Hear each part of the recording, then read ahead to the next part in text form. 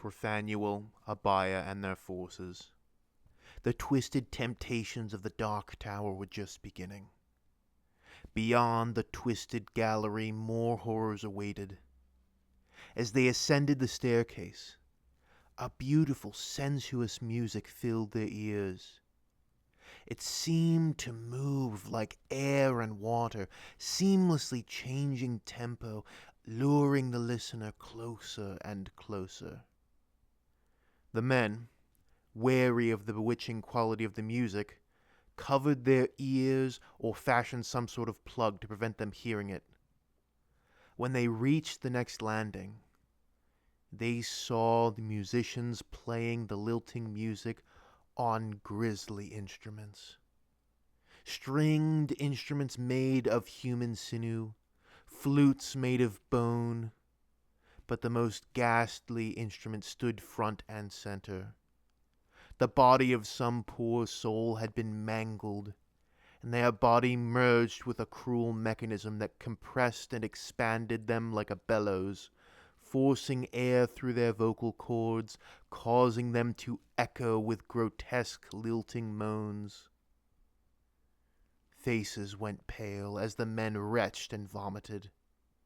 Phanuel brought forth his holy bolter, and the sounds of purification quickly overtook the music of the damned. Within a few moments the room had been cleansed. None of the men had succumbed, but many were shaken. Another staircase, another floor, and even greater heresy. On this floor a grand banquet was held. The men of the Temerine and Ashkenazi could not conceive of such decadence. The corpulent king of Gordium sat in his court, his mouth greasy with the flesh of some strange foreign beast. He, of course, ruled only in name since the coming of the dark fallen angel. The gluttonous and bloated nobles celebrated, feasting and gorging as Gordium herself burned below.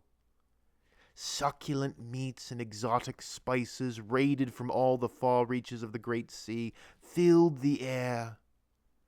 For men who had been at sea for weeks and had been fighting for hours, they could not deny their hunger and thirst.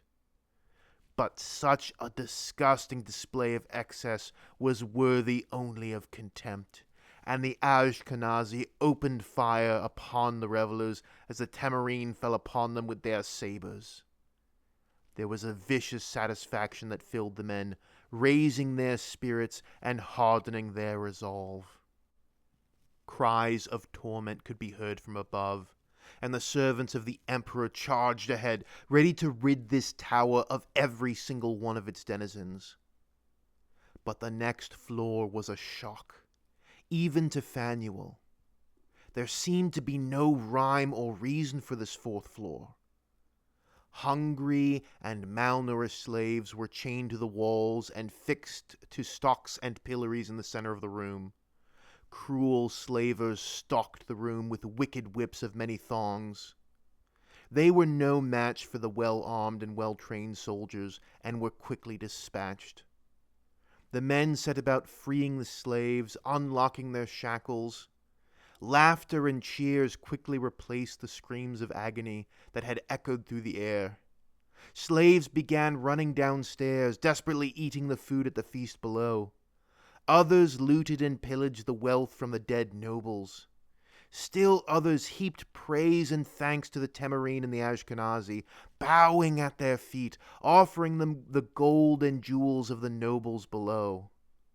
Abaya tried to keep the men moving, but a few were basking in the praise and glory they received from the freed captives. They ignored Abaya's words of caution. In a matter of moments, these poor men were swarmed by the captives, who continued to pile on wealth and riches onto them from below. Phanuel fired a few rounds into the air to chase off the freed slaves, But they were in a kind of frenzy, piling up more and more gold until the unfortunate objects of their praise were crushed under the weight of the wealth. Finally, the Ashkenazi musketeers opened fire into the crowd. Several bodies dropped to the floor, and the freed slaves panicked and fled. Abaya hoped that whatever spell or compulsion from the Dark Ones had been placed on them had been broken. When the room was finally cleared, 3 of the Temerine were dead, and 1 of the Ashkenazi as well, either from the weight of the wealth heaped upon them, or from the volley fired by the men. Abaya prayed that their souls found peace. The 5th room approached, and the men were cautious once again. The muskets were loaded, and anything they faced would meet a wall of hot lead. Phanuel, Abaya, and the other servants of the emperor opened the door, and they gazed upon true evil. The debauchery and sin within this room goes beyond description. The sadistic, dark pleasures inside do not need to be repeated. The things that were done to man, woman, child, and beast in this place shall not be recounted, lest the perpetrators of this abomination find some glory in the spread of their cruel infamy. The pleasure masters were killed.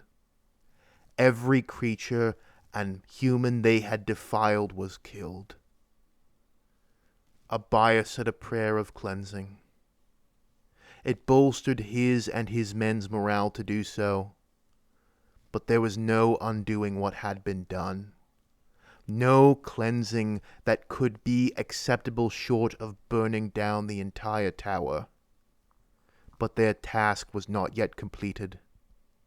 Phanuel marched forward to the final door, where doubtless his depraved counterpart awaited. He moved more slowly these days, his gears and pistons grinding from the damage sustained in the battle. But the golem himself was not shaken. The captain had centuries of experience fighting these monsters. Such things were unfortunately not new to him.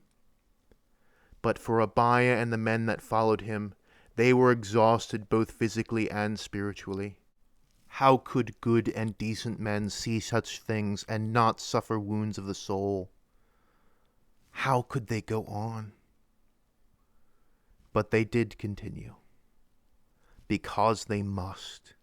Because the wickedness of the enemy was too great, and there was no choice but to destroy it. Are you prepared, Abaya? I am not. I don't think that innocent men could be prepared for such horrors. You are no longer innocent. Innocence is a state of ignorance. A state of goodness that exists only when unchallenged by evil. Once you see that evil for what it is, and once you recognize the horror of it, a man has 2 choices. He succumbs to it, or he stands against it. Abaya raised his eyes to Phanuel and nodded resolutely. I will stand. We all will. We united old enemies and crossed the great sea to end this evil. And I will see it through. We all will. So be it. With that, Phanuel pushed open the door to finally put an end to the darkness. No man do they call me, my mother and my father, and all my comrades as well. Thank you all for listening to the latest episode of the Heart of Iron series. If you enjoyed what you heard, please leave a like and a comment so that you too can resist the pleasures and temptations of the Queen of Thirst. If you have not yet subscribed, please do so in order to hear more stories about traveling through Slaaneshi Towers and resisting the awful things inside. If you would like to support me, you can do so via Patreon or PayPal or my Teespring, and those links will be down below. And finally, if you have absolutely no idea what's going on, you can click on the Heart of Iron playlist to watch the series from the very beginning. That should be appearing on screen right now. Thank you all very much once again for listening. I very much appreciate your support. No Man, out.